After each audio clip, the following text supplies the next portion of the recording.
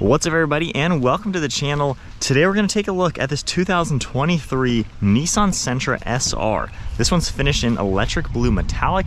MSRP is about $22,000. So this is pretty much a fully loaded Sentra. So if we go ahead and pop the hood, see what is going to power Nissan's smallest compact sedan. If we can find the latch wherever it may be, there we go. So underneath the hood, this is going to have the 1.6 liter naturally aspirated 4-cylinder motor. It pumps out 122 horsepower with 114 pound-feet of torque.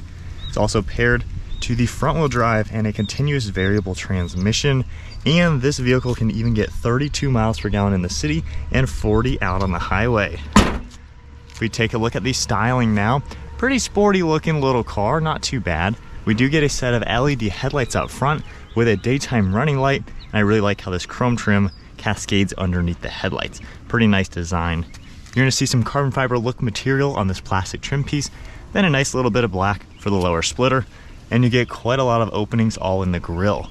Get the SR badge, the safety sensor right in the center with that new Nissan logo, and overall I think the grille looks pretty cool. Has a nice sporty design. You're also going to see some sharp lines all throughout the hood flowing towards the windshield, and I think it's got a nice look up in front. And then at the side you get these cool two-tone wheels finished off in the gloss black and machined silver. They are a 17-inch diameter. You got some sharp body lines all around, and then taking a look at the side profile, you get a really sharp line cutting through the side. Nice design for the side skirts, and then gloss black on the mirror caps with an integrated turn signal. You get more black all along the windows. And my favorite aspect is how everything kind of comes together to this trim piece. So it kind of makes the roof look like it's floating, and then we get that shark fin antenna up above. Looking at the overall side profile, it's got a very compact design, short and stubby. However, it comes together well to just have a good modern appearance. Then you can see a nice sharp body line flowing towards these rear taillights.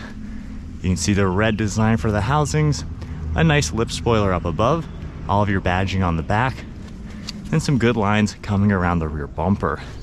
Do get parking sensors, more of this carbon fiber look material, and then a pretty cool body colored rear diffuser. So not a bad looking compact. It's got some good designs to it overall.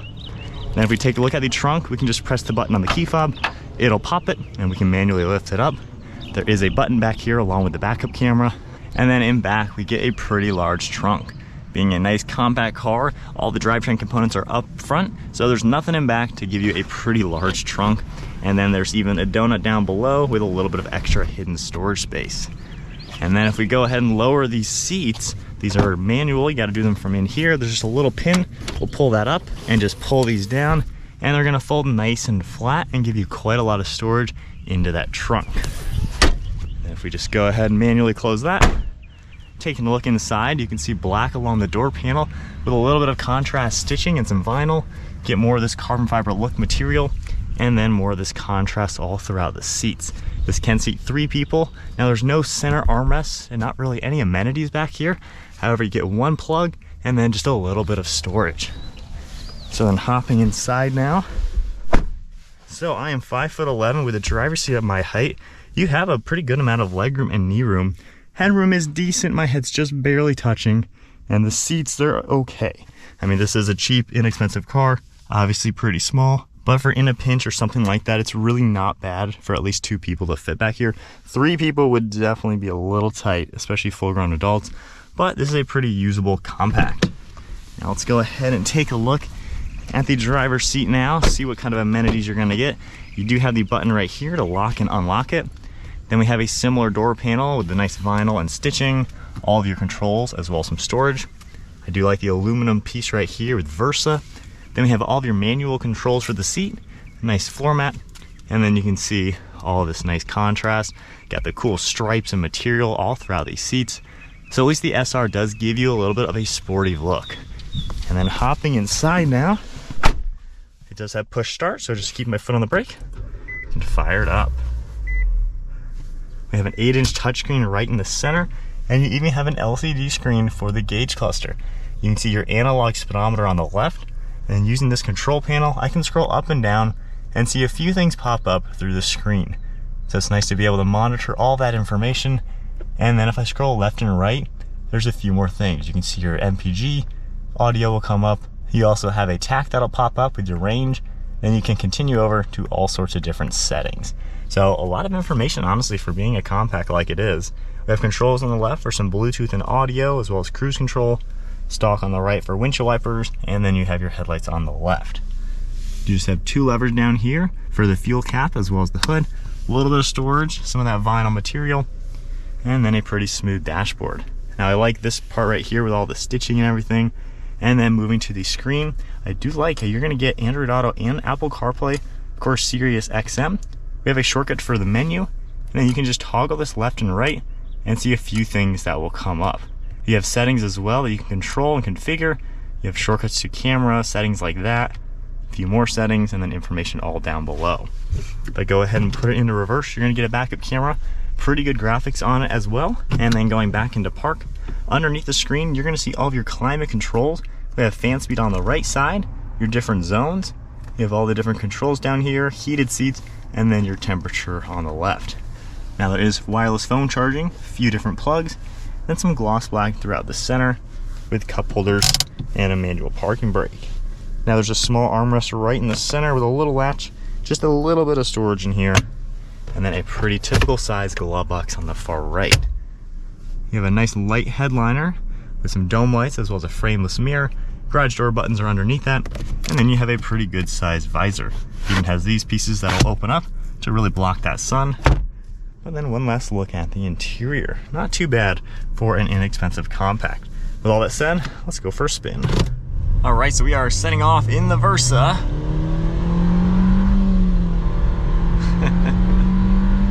All right, putting that little engine to the test. I gotta say, for being a CVT, it's actually not bad. It kind of does shift, like they've preset spots within the transmission to somewhat shift to make it feel like a normal transmission. But for being, you know, an inexpensive economy car, it does drive kind of like what you would expect. However, it's actually not bad in here. You do have a huge windshield, so you have fantastic frontwards visibility. These extra windows really help out. Mirrors, of course, all do a great job. You can really see through that back glass. Great visibility over your right shoulder.